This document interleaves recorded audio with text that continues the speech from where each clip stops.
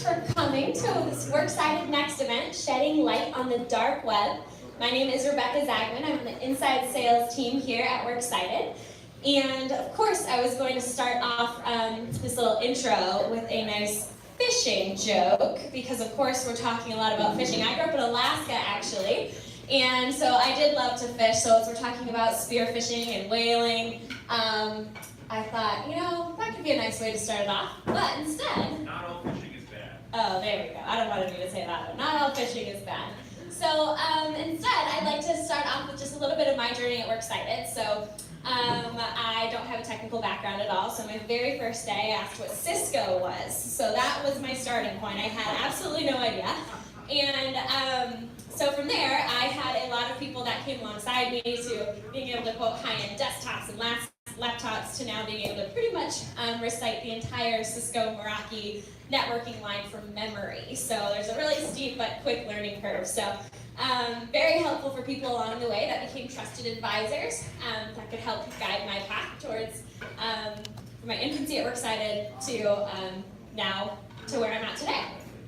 So that's why we're all here today, right? Trusted advisors are what we need in our businesses to help protect our personal and our professional assets. So this dark web, phishing attacks, ransomware, these things are scary, and but they're really relevant. We have to pay attention to them. So we had this event yesterday in Holland, and it was cool to talk to some people that had not a lot of IT knowledge, but know this is really an important thing to start addressing or continue to address. And Worksighted wants to be a partner with you in that. So we do events like this Worksighted Next event. We also have a Worksighted Next newsletter that comes out bi-weekly, where we share information from all over the web, from different news sources, things that we're constantly finding to share. We also do a Worksighted Wire, which is a monthly newsletter that pushes out information that we collate on our blogs and social media. So we really want to be on the forefront of helping our community and our clients stay on top of where technology is going. So we're excited to be here today. We've got a lot of great information to share with you. A couple of introductions to make. We have a couple of our leadership team members. If you guys are here, if you wouldn't mind just waving your hand. So you guys can take a peek around. Our leadership team's awesome. So thanks, guys. Our account executives in the house. Anybody here? Awesome. Okay, guys. And then the rest of the Worksighted employees, go ahead and wave your hand. So we've got a great crew here.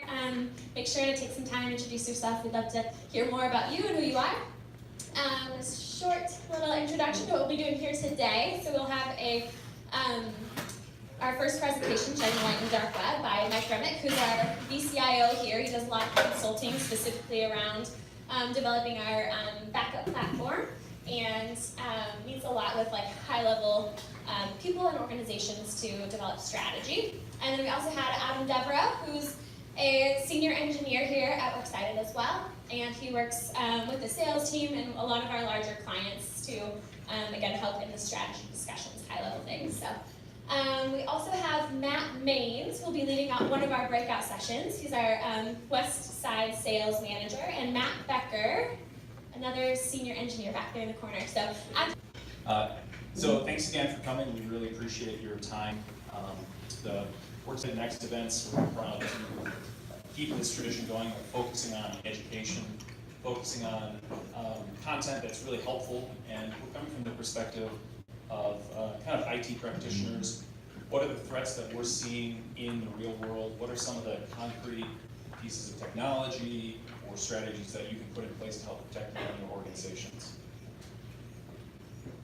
So really the point of the talk today is to define some of the terms that you're hearing all over the place in the media. Some of you are probably more familiar with some of these concepts than others. But we're really talking about crime and why we're seeing so much of it, the reality of what we're seeing, and we're going to break down some of those attacks. So ultimately, the title here is about the dark web, and so we want to kind of start with that because that's an often misunderstood term, but it also is a really broad term that covers a lot of security problems out there right now. So really, what is the dark web, right? It has a lot of different meanings originally, technically. We're going to dive into that, but obviously it's extended far beyond that. So nobody really gets to define these terms. They just kind of grow and become something And originally it really meant content that's on the internet that's not accessible from public search engines, right? So you can't just do a Google search and see these items. And that really can be pretty benign, but above and beyond that, it's grown to mean all these anonymizer services. So some of you know what Tor is, Onion routers, Freenet, et cetera. And a lot of these were originally designed for protecting the flow of information, whether it's intelligence services or protecting victims of domestic violence, political activists. You know, a lot of it came out of the fact that there were countries that were very controlling over the internet within their borders, and it kind of goes against the foundation of what the internet is about, the free flow of information. So that's where a lot of these systems came to exist. However, like any other tool that we create, there's going to be a dark side as well. So we have a lot of illicit activities that occur through these services, and now that's what most of us think of when we hear dark web. It's bad stuff, right? It's the criminals, it's illegal items, it's black markets. And a lot of it, they use these services to be hidden from the governments, from prosecution. But it's really grown to be beyond that, because while sometimes criminal organizations, forums, et cetera, are hidden through these anonymizer services, a lot of it's actually out in the open these days, and we're going to talk a little bit more about why that's the case. Does your mic work, by the way? So we got some knives we're going to sell later too. Yeah, a little bit of a mic problem. I'm actually the ShamWow guy, so I'm here to sell you guys anything you want, and then free shipping, 2-for-1s. I can help you out. As for crime as a service, right? Like a lot of the things that happen there are, people can actually go out and get code and payloads and anything that were already out potentially on the web. So you don't have to be a senior hacker or anything along those lines to actually go out and get an exploit to put into anybody's environment. So the other side of that is obviously you have the ethical hacking world that can actually use those payloads as well for good. So as it relates to the bad guy coming in, the good guy can always potentially operate with those payloads as well to assist in the actual testing or security of your environment. Yeah, and actually I just heard about a case where there is an unknown hacker that hacked into a bunch of unsecure routers and fixed them. So that doesn't usually happen. Where your passwords end up, this is a key thing. There's a lot of public large services that have been hacked. There's all these password dumps that are out there. We're going to go into that a little bit. But the core here is that we tend to look at it as fairly mystical because it's technology, right? It's not magic. It's still crime. It's still people trying to use tools to commit crime. Very familiar, age-old crime, but it's in a new fashion using new tools. And just like the internet really made it more efficient and faster for all of us to communicate with really anyone around the world, it also means that it's bringing those criminals right to your doorstep, right to the front of your organization. So just some examples of how really age-old crime here. This is a little bit in order of frequency, a lot of the stuff that we're seeing. We have ransomware is obviously ransom, where they're locking away some of your information and trying to get you to pay to get it back again. You got denial of service attacks, where they're going to try to shut down something that your business is dependent on, like you've got an e-commerce website, and then get you to pay to get them to stop attacking it. Phishing is really a big one here. We've got a long history, right? Like it originally started from letters. It predates email. Scam letters have existed for centuries. Now, many of you probably know like the Nigerian print scams and the early email scams that went around. And that's kind of the beginning of this whole, Sorry, guys. It's a scam, it's con artists, yeah. So spear phishing is where they're not just sending out this scattershot, this one email that goes to 100,000 people, right? They're sending out an email to you, somebody in your business, and they're trying to know enough about you to try to target you or your organization somehow. So much more sophisticated. Yeah, and another term that we often hear about is whaling. So whaling is actually going above and beyond, the main people within your organization is targeting that C-level, upper-level management executive. And a lot of that is involved via technology, right? Like, hey, we want to get sales, right? So we have chat, we have gateways in to communicate out. So a lot of the targets are, hey, yeah, I'd really like to talk to your CEO. Who is that, right? And then they go on a reconnaissance mission, do research, and basically target those C-level executives. Yeah, so the last point really here is that a hacker term is another one that gets misused. What we're talking about generally is not hacking, not in the classic sense, certainly not in the movie sense. You know, you can think of TV shows. I thought about pulling up some clips, NCIS or Transformers or things like they're in the firewall. They breach the layers, cut the hard lines, and it's not really what the reality of what we see, right? Oh wait, actually, hold on a second. I'm gonna quick do some hacking here. See if I can find my cursor.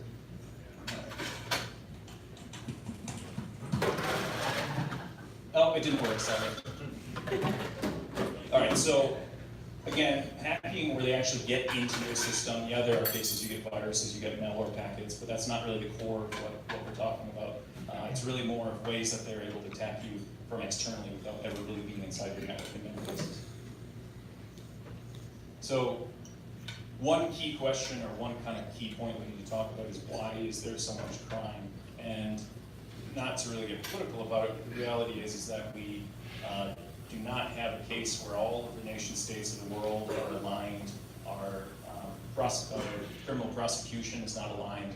There are many governmental actors that tolerate this activity within their borders, and beyond that, in many cases, sponsor it, promote it. Right? And there's a lot of different reasons for that. There's this unending tournament that is cybersecurity because of the fact that you have a lot of individuals out there where this is their full-time job to try to attack American businesses, American people, people who have money, have things they want to protect, and make money off from that. Sometimes it's merely a matter of opportunity. You look at some of the countries that these people operate under, and they can simply make far more money with their skill set with illicit behavior than if they were actually in a legitimate job. And Mike mentioned, white hat hacking, or what a lot of other countries are doing, what we're doing in many cases is we find those individuals and we hire them, and then now they're going to be ideally used for good. So it's this relentless, well-funded, organized, skilled attacks that we're under. In many cases, the reason why they tolerate it is these individuals become a resource. It's like training soldiers. These people can be utilized when it comes time for actual government-sponsored attacks. So why do you care? What do you stand to lose? Right? The point that we want to talk about here is you need to start this entire conversation with understanding what is the value of your information in your organization? What is the value of your downtime? What is the value of continuing operations? What's the value of your reputation? What's the value of the information about your employees or your customers? And even personally as well, because we're really seeing a lot of variations and it's constantly shifting. I mean, something that's happening more frequently now, we're seeing it on a weekly, almost daily basis, is they go to these password dumps. They extract the password and they put it in an email specifically to you saying, hey, yeah, it's me, I got your information, here's the password you used, I'm gonna prove it to you, and I hacked these adult websites, and I got information about you, and I hacked your webcam, and I'm gonna release details if you don't pay us money.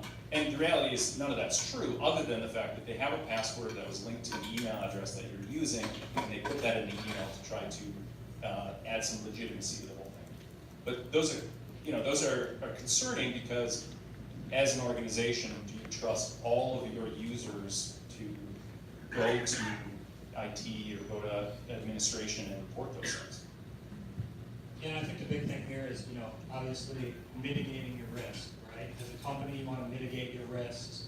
Make sure you have policies in place to say, I don't want people on Facebook or doing anything social engineering-wise potentially on my network, but also at the personal level, right? I hear all the time, like, I've never changed my password to a Gmail account or Amazon account. So having good practice at your personal level as well to make sure that as these ID theft forums are being hacked all the time, we know that we need to, as a personal level, we need to have that responsibility as well. Yeah, I just found out about a web service that I use that just had a breach earlier today.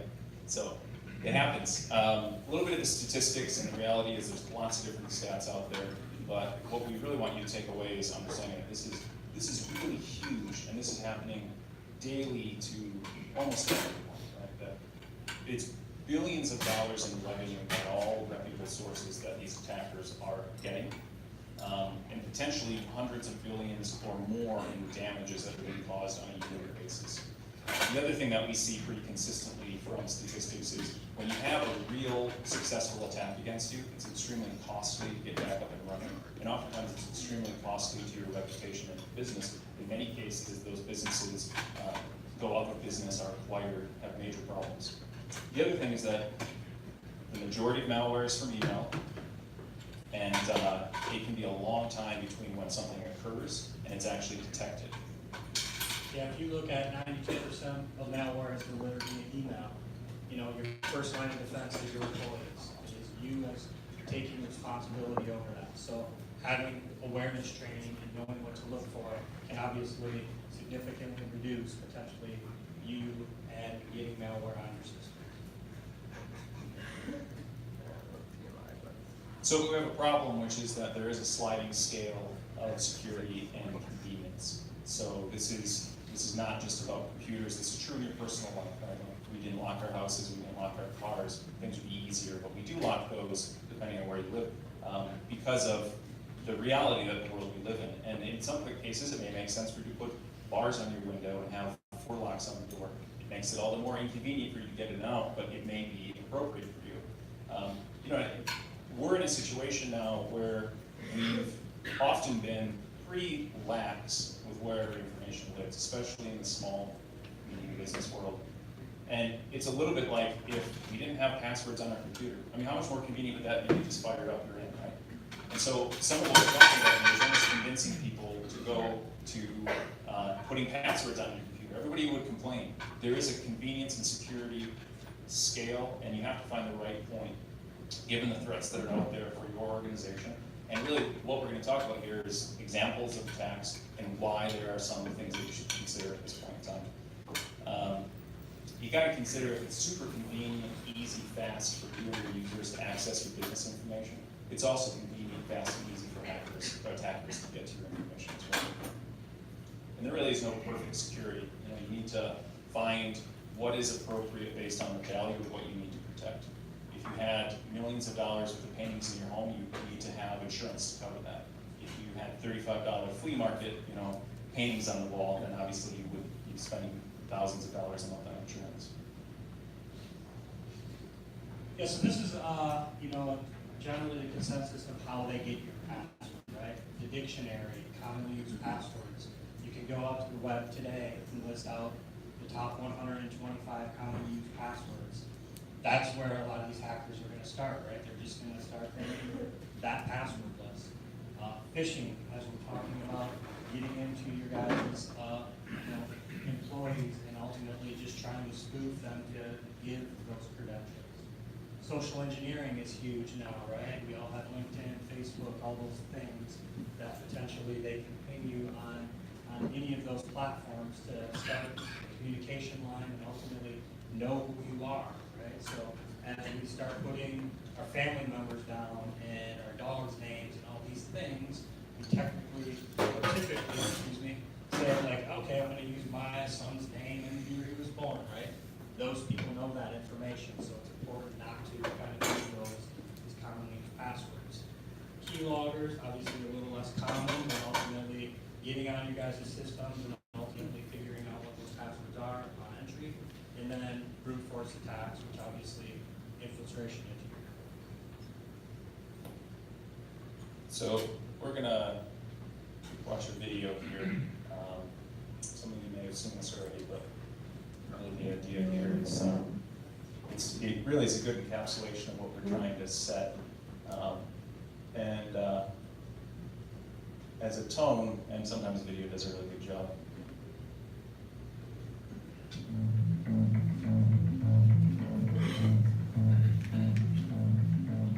How did you decide to become a hacker? One. Sorry guys, that was me trying to turn it up. You might rewind it just a little bit, but sorry, that was me. Stays up all night writing code and cracking passwords. It's not me. Thank you, sorry guys. I just spy on people and see what makes them click. It's not a bad job. How was freedom I got? Mark Haney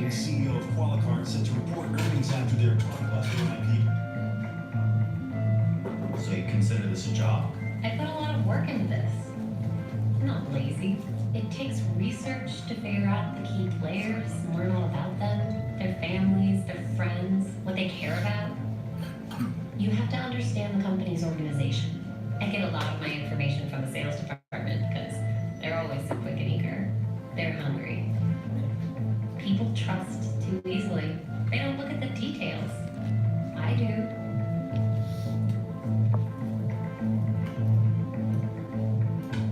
Details matter. That's what I'm good at.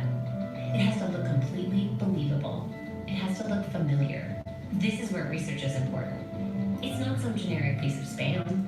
It's an email from their boss with their company signature. It's written in the voice of the boss. It's what he would say if he were writing this.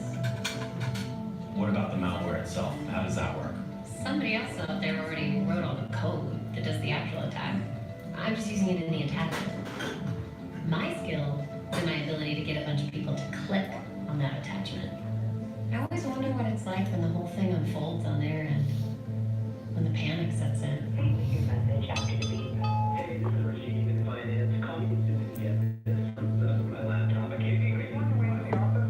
Something's going on with our file servers. The candidate our benefits dashboard page is really slow. We're getting calls from users on it. Get this beeping content spam. Apparently, there's a malware attack targeting our It's meeting. ransomware. They're holding us hostage. We're locked out of everything. I can't even check my phone. What about the backup? That will take days. We need this fixed now.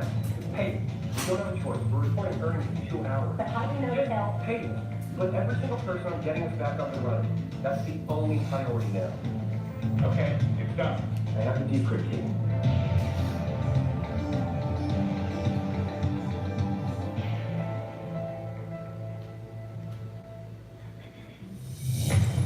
Mark, we have a big problem. The ransomware was just to distract us. They got inside. They got everything. Customer data, financials, everything. Qualicards is reeling today from the news that hackers have released the personal information of nearly The Nasdaq closed lower today, led by Qualicard, which was down 14% on news that their recent data breach may be far worse than the company The stock originally fell to a new all-time low on news that CEO Mark Hannon is stepping down after what is turning out to be one of the worst breaches of personal information in recent history. Do you feel bad about releasing the personal information?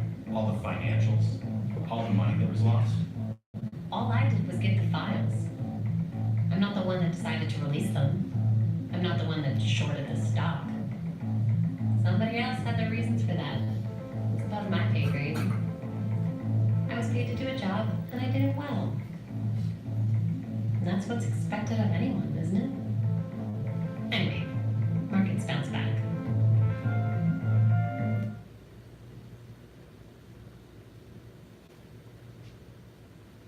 Yeah, so the reason we show that is it's a little bit dramatic, but it's very much based on the real world attacks. And I think it kind of encapsulates a lot of what we're trying to get into when we dissect this. So hopefully that was entertaining. Really the point of this is to show you the actual steps that you can take, and we're going to dive into that a little bit here. So we're going to go through a couple of examples of the kind of attacks that we're seeing. It's a little bit of the law and order thing here where the names and details have been changed. Any relevance to real people is purely coincidental. But it's true, these are very similar to many different types of attack that we're seeing on a daily basis or weekly basis. But these are successful. All right, so really the first one's about phishing with business credential release. What that means in this case is they successfully got somebody in the organization to release their credentials for their email platform. So in this case, we're talking about Liza, who's the CEO at Widget Corp. She opens a decoy PDF phishing email and asks for her Office 365 credentials. This is something that's really popular right now. You get an email that says, hey, take a look at this attachment. It may look like it's coming from someone you know. You open the PDF, and then it looks like you have to click on it, it takes you to a web page, and then it asks for your Office 365 credentials. Very real-looking pages that it's taking you to. So Liza falls for it. So Alex is the attacker. He receives her credentials, and now he's able to log into her Office 365 account. The first thing that he really does is just sits there, starts monitoring her emails, looking at her old emails, and creating mail flow rules to help protect and better his tracks. So she's not going to see the emails that he's sending as her or the replies to those emails. So because he has access to her calendar, her contacts, he knows when she's going on a business trip, right? So he waits and then he emails Jim, who's their accountant. He's requesting a wire transfer of $185,000 for an urgent purchase, right? So Jim, he's got the email, attempts to call Liza and say, you know, what is this about? Doesn't respond. So Alex is putting the pressure on as Liza, and so Jim does it. He proceeds with the wire transfer. Yeah, this happens. So he works with Liza to ensure that the transfer is successful. He feels good that he was able to help with such an important item. Alex confirms the funds are in there, and then he requests another $290,000. And at that point, Jim realizes that something might not be quite right about this situation. So the result here is obviously significant loss of money for the company, and potential employment impact for Jim. So this is the fun part. So what would have helped in this situation? Right, so ATP is Advanced Threat Protection. This is specifically for those of you that are using Office 365. It's an add-on license that you can add to your users. It provides additional resources and security protection to email flow. It comes at a little bit of a potential cost of attachments being a little bit slower, but what it does is it actually opens the attachment, it opens those links, and it gets an understanding of if there's malicious payloads within that. SAT, this is one of the most important ones we're going to talk about. It's a security awareness training, and this is the fact that really we had multiple times that people fell for a scam in here. One of the most important frontline things for you as an organization is to train your users to be wary and to not trust things. So let's assume that those weren't in place. Alex got Liza's credentials. Well, if multi-factor authentication was turned on for her account, it wouldn't matter, right? Ultimately, he would not be able to get into her account because he doesn't have that other piece of information. Typically, it would be a text message, or if you have an app on your phone, it's the code that changes on the app on the phone. The other thing is that if you have advanced SIM cloud monitoring in place, it would potentially pick up that improper logging. But it's difficult because, again, she's traveling out overseas, so you're not going to just immediately flag or block people logging in from other countries. So again, like I said, there's two different scams that were pulled here. There's the first one that Liza fell for, but then Jim also fell for this email coming from Liza. And that was another scam, right? Your users need to be wary to consider that even from other individuals inside the organization, it's not necessarily trustworthy. And the most important thing here really is that policies, where people will say, how do computers let us do this? And it's like, well, don't just do wire transfers because somebody emails you. Don't release W-2s because somebody emails you. You'd think that'd be opposite. Yeah, I talk to a lot of clients, about policy, right? Like, they don't have anything in place to say, hey, if I get an email and it's financially related, I have to get a second verification from somebody else, or I have to walk down the hallway and confer with somebody to verify that that is in fact the case. Even if somebody's out of the country, you have to have policy written around what do we do. So that is one of those big things where I'm constantly talking around policy and also that business continuity planning if something were to happen in that space. So in this situation, Karen, ultimately a great employee, but has a bad habit of reusing email passwords. So she was a victim, essentially here, of a online ID theft forum attack and breach. So as it relates to the timeline, basically we have the Russian hacker gains access to her email and creates meta rules just like we talked about. Didn't really have to do anything other than go out on an ID theft forum, understands where she works, tries that password, oop, I got it, right? So understanding digital footprint and basically understanding where your credentials potentially may have been released as it relates to kind of dark web monitoring. Well, to be fair, she might have put an exclamation point on the end of it, right? So it's different now. Could be, right? But yeah, I mean, that's one of the things, right? That if it's password one, guess what? They're going to try password 1, 2, 3, and so on and so forth. So Russian hacker sends emails to Karen's people on a contact list now that they have access to it with an Excel spreadsheet for them to review. Walter, the CEO at Big Corp, opens the attachment, which effectively infects computers with a keylogger. So email is sent to Walter to HR requesting copies of W-2s, and they release W-2s. So IT department detects the infection, traces it back to Karen Karen's email. This is real life. I have been with clients that have actually done this, right? CEO asked for W-2 information. W-2 information was supposedly sent to the CEO. Nope, it went out to somebody else. They got a second email like, hey, I didn't receive that attachment. Could you send it again? Then they walked down and talked to the CEO and said, what do you mean? I sent this yesterday. Well, how did you receive it? What are you talking about? I have no idea why you didn't ask me for W-2 information. I don't deal with that. So, real life scenario that happens all the time could be avoided by putting things into place. Yeah, so even going back to the point you made about the fact that it actually happens to companies and organizations here in this area, and there's a supplier I heard about that they had a pretty sophisticated case where they had somebody traveling overseas, suddenly emails start coming back saying, hey, this is top secret, I need your help, we're going to acquire this company over here, we need to start sending some payments, and then ultimately he comes back from overseas, and they ask him, how did it go, what happened, was it successful? And he's like, what are you talking about, $2.1 million. So in this case, think about what kind of impact that can have with your customers, with your suppliers, when you've shown that you're susceptible to this. In many cases, it is really impactful, and in this example, while they didn't drop them as a supplier, they went and found a second supplier because they were concerned about their ability to supply on demand and keep up the supply of goods. So, yeah, so what could we have done here? Again, if you go back to the beginning, MFA, right? So if we would have had multi-factor in place, even if they had that password, she would have probably got a notification at some level and say, hey, enter your PIN, whatever. She should then be flagged right then and there. Oh, something's going on, I need to change my password. So hopefully at that level, it would have been done right there. So sends email to Karen's contact list. Again, if we have security information and event management logging in place as it relates to the Trojan traffic, something would have alerted there to basically say, we have another thing in line, or it would have stopped the attack completely, entirely at that point as well. We go to releasing of the W-2 information. If we would have had policy in place, we would have been able to at least stop anything to go from there.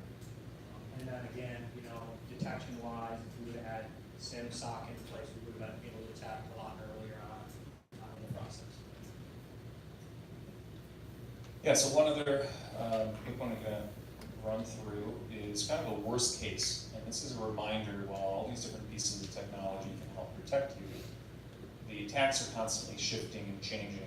An example of that is even with ransomware, it's changing as the way that it conducts its business, how they're delivering the payloads, and in some cases it's an entirely different method entirely.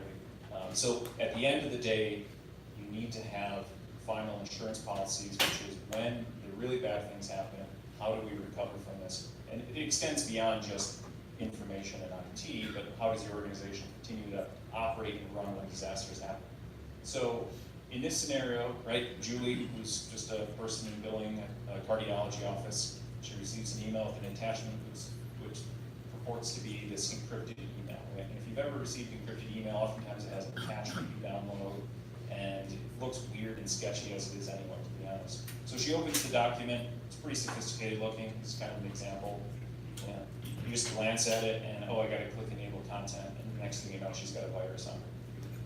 So this is a sophisticated one. CMOS is a real ransomware target that has hit healthcare organizations around the country, in some cases costing millions and millions of dollars.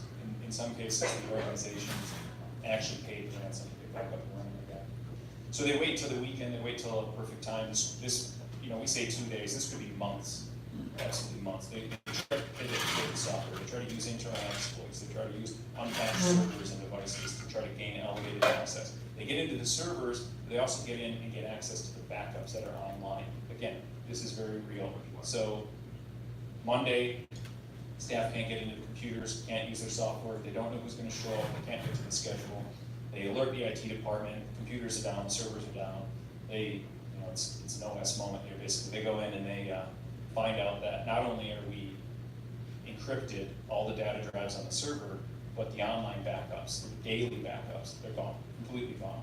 So the only option they have at that point is either pay or revert back to a backup. That's 3 weeks old at that point, because it's this USB drive they swap out monthly, right? Well, in this case, they were principled, they didn't want to pay, they weren't confident they'd get it back anyway, so they restore the servers from the monthly backups, they lose 3 weeks of information, it takes them a very long time to get back up and running. It's not unusual for it to be weeks in many cases, and there's huge examples of this. So some of you may be familiar with like Allscripts, which is a large EHR PM provider. They have a hosted version of their professional EHR software. Their entire data center got hit with a ransomware variant and shut down access to the entire thing for over 20 days. And this is, in theory, professionals, right? So systems get online again, users can access the system, but at what cost? So we talked about the technology here. Yes, some of the things we talked about earlier could potentially come into play and help protect that from happening, but they're not perfect security. And what we're saying here is typically likely detect, likely block. The user would hopefully be more aware. But when all else fails, you need to have business continuity planning that is appropriate for the cost of downtime, the cost of your information. How do you get back up and running faster, and how do you lose less information?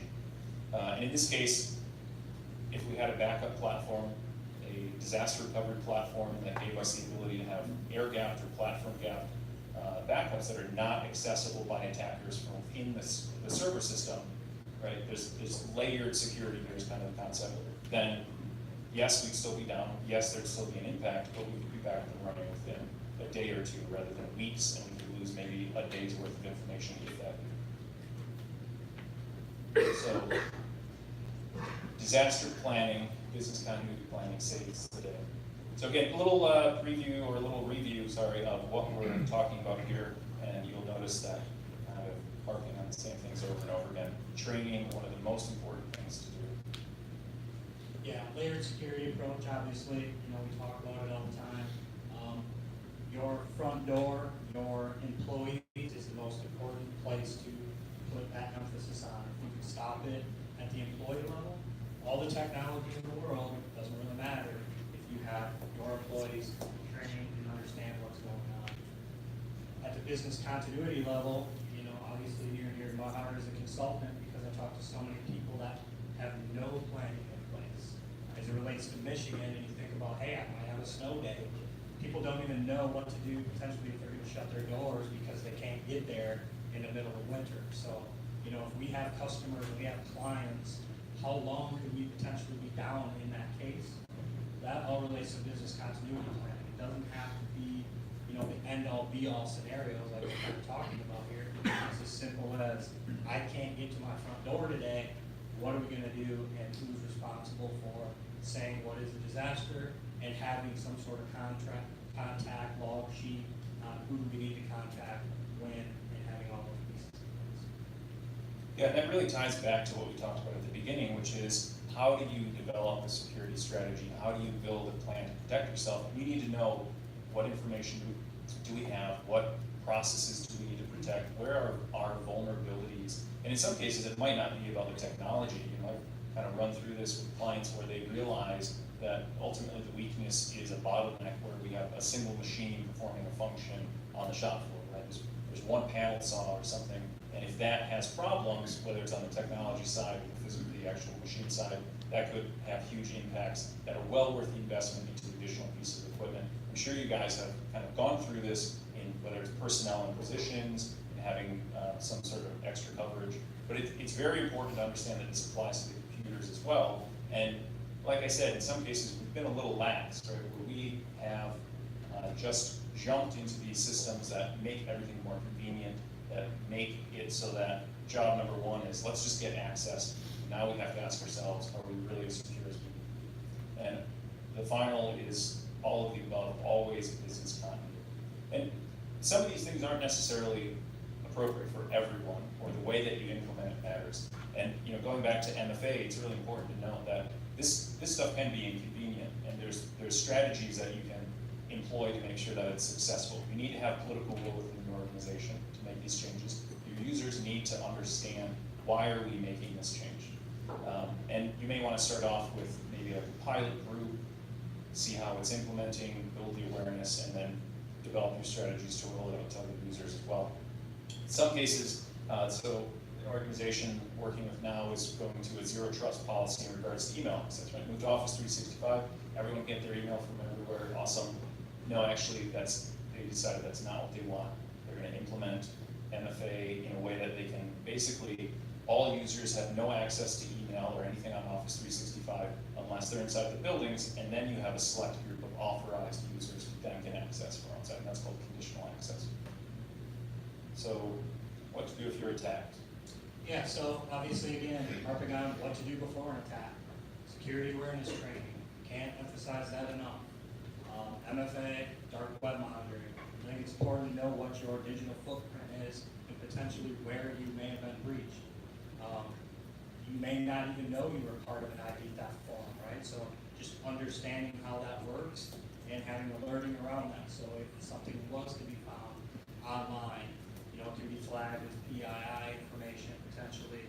So having that monitoring in place and being able to change passwords ultimately immediately is something obviously we recommend there. Business continuity, can't specify that enough as it relates to businesses and not having enough of that in place.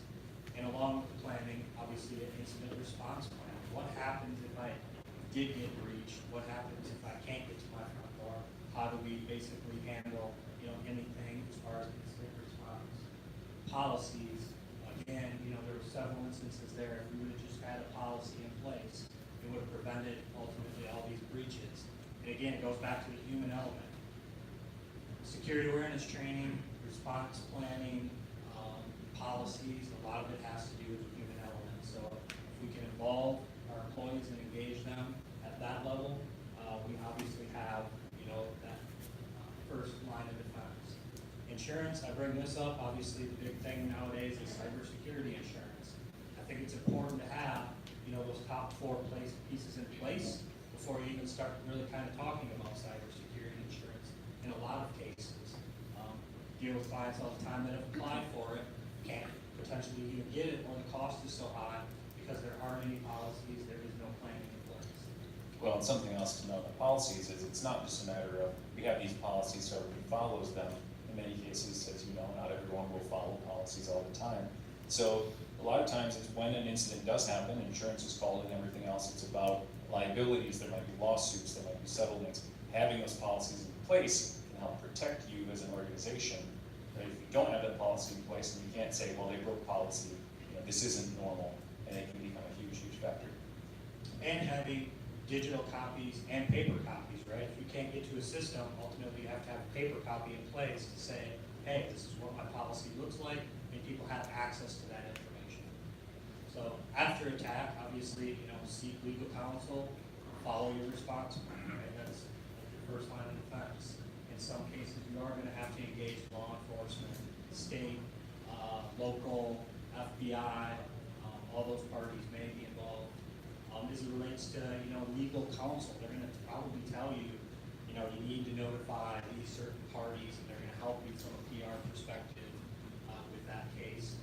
Obviously document lessons learned, what went wrong, how can we do it better, how can we update our plans to make sure that this stuff never happens again. Absolutely.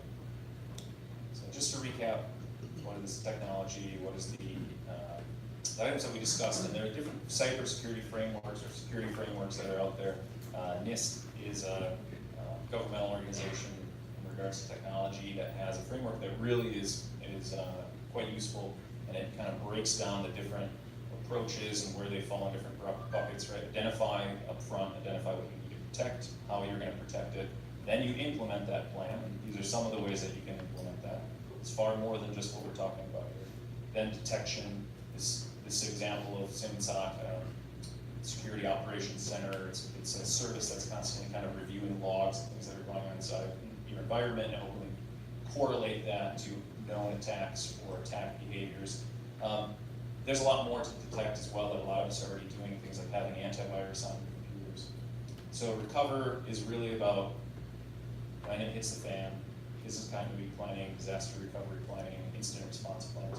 And something to consider is that oftentimes this means, for example, in healthcare, what do you do when the system's down? It's going to happen at some point. You have forms? Do you have papers? Do you have ways that you can continue to operate, document what you're doing, that you don't have to resort to sticky notes?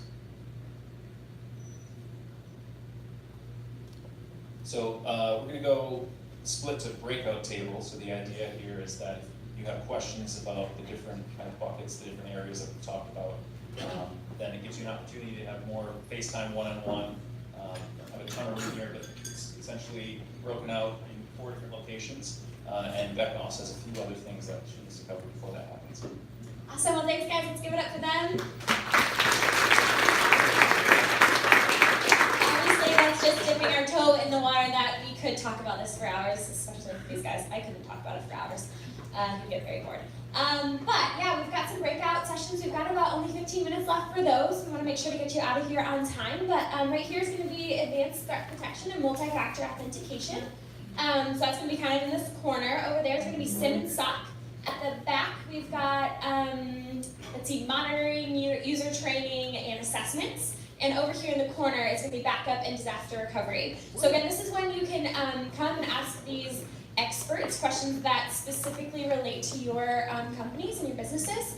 And then we will come back together and I'll do the raffle drawing and just follow up with a couple more housekeeping items. So make sure to grab your red raffle ticket. Keep the one that says keep the scoop on. The one that doesn't say that, put into the little brown jars that look like this. And you'll be entered in to win a Bose speaker. So go ahead and get up out of your seats, head over to those breakout sessions, and we'll see you soon.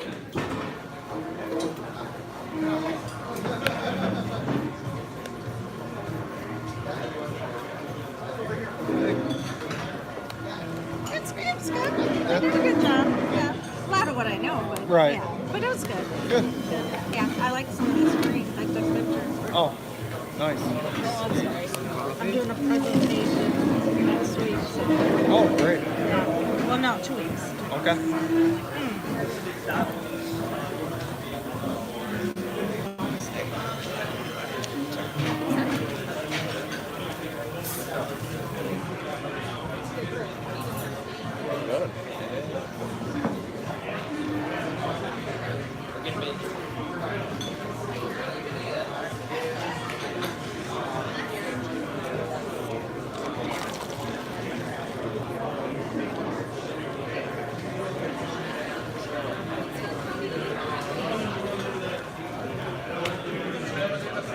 That I do, yeah. That I do.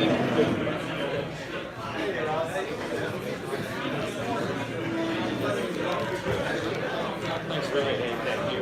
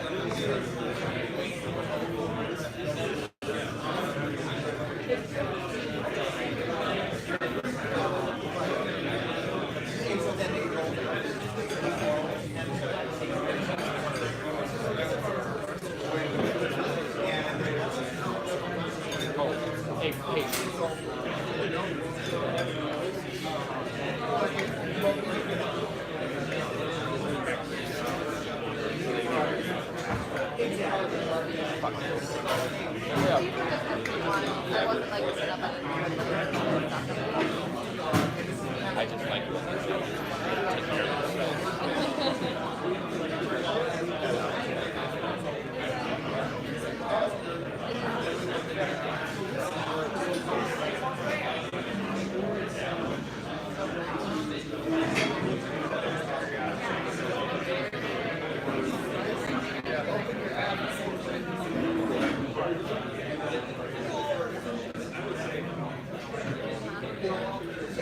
Take care of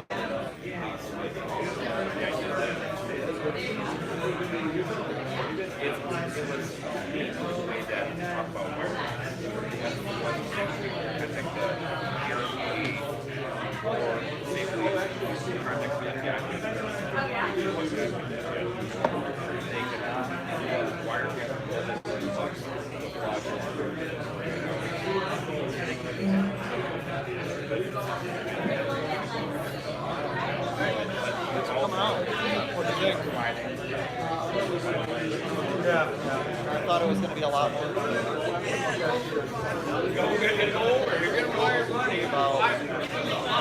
Thanks for coming out. Thank you.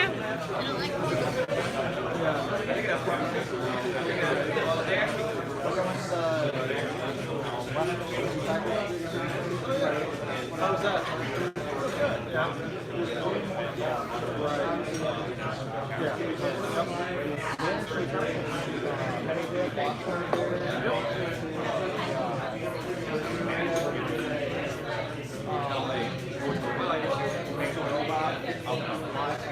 Really?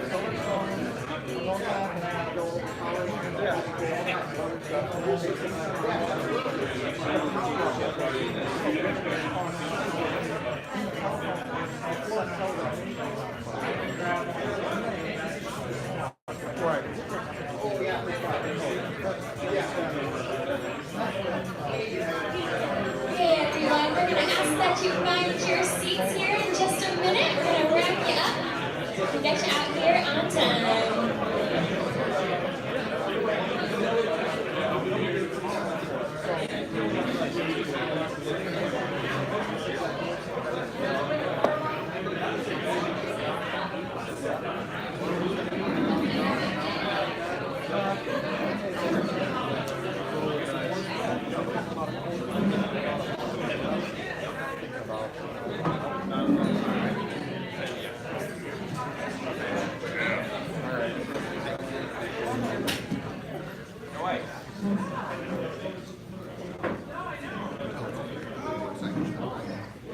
This way? Yeah.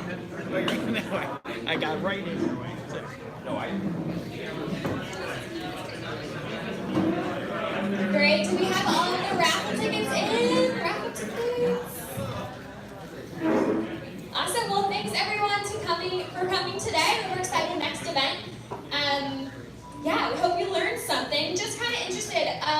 Who here has either personally, professionally, or known someone that's been cyber attacked in some way? Raise your hand up high. Yeah, look around. That's pretty much everyone. So we know this is an important and relevant event. This is our highest attended event that we've ever hosted as well, so that's awesome. I think we pretty much outgrown this space, so. Yeah, so let me draw this raffle really quick. So I will call out the number. Do we need a drum roll at all? 535-7562. Last three numbers 562. Woo! No way. Promise I wasn't bribed, but he did offer me something. I'm just kidding. No. I'll get that to you. Awesome. So last thing is we do have a survey. We are very into continuous improvement. So yeah. So we'd love to hear your feedback about how to make this event better for you. What was good about it? What could have been done better? Time, location, things like that. And we will be randomly selecting a survey participant to win a $25 gift card. So we'd love it if you did that. It's at worksighted.com/NXT. We'll be receiving an email about that as well. And finally, make sure to follow us on Facebook, Instagram, LinkedIn, YouTube. We have a lot of information, like I said earlier, that's being pushed out as we strive to be thought leaders and trusted advisors in our community, as well as for our clients. So again, thank you so much for coming. Make sure to grab your favors on the table, those Worksighted mugs. We also have a ton of swag on the table, so you can grab t-shirts, you can grab journals, pens. Did you want the mic, sir? Okay. Yeah, you can also get your parking validated if you parked in the lot next door. So go ahead and see the bartender for that. So everyone, thanks for coming, and we'll see you soon.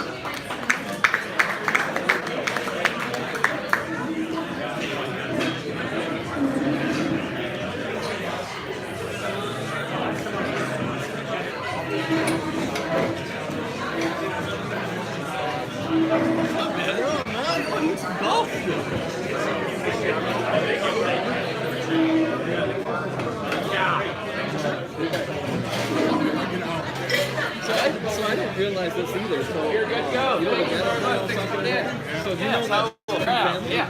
Thank you. So one of your owners, right? Son. Thank you. Thank you so much. Take care. Yeah. Yep. In fact, the CEO just stepped down. Thanks for coming out. Yep, thanks. So I said, what do you think? I gotta get you some deals that you need to read. Yeah. It's a funny small world. Yeah. Now what's her name? No.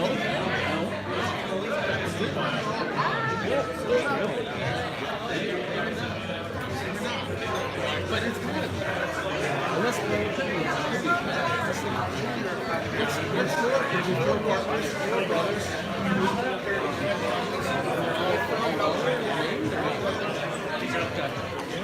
You get a bit.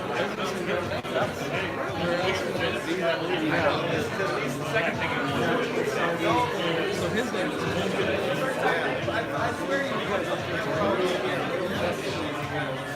actually, I went to the Dallas. Just gonna grab a t-shirt. So now this guy's I go to drink some.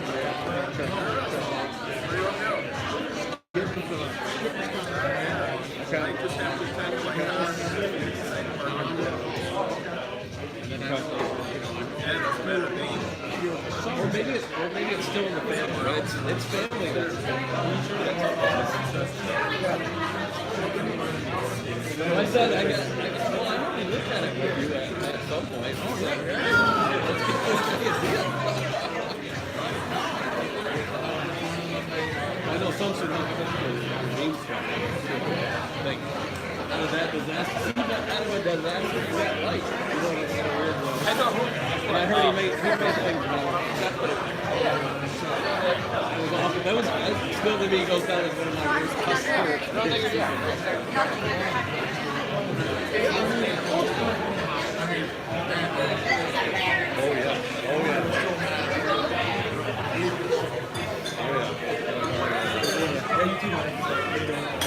Hey, let me know if you need anything on that. You still got my selling stuff too, right? Let me know if you need anything or I think at this point, just more of the financial side of it. That'll be good. Thing too, if he always wants to do something like finance or dollar buyout or something like that too, a hardware, let Rob know that we can look at something like that too. So, okay, cool. Good to see you, man.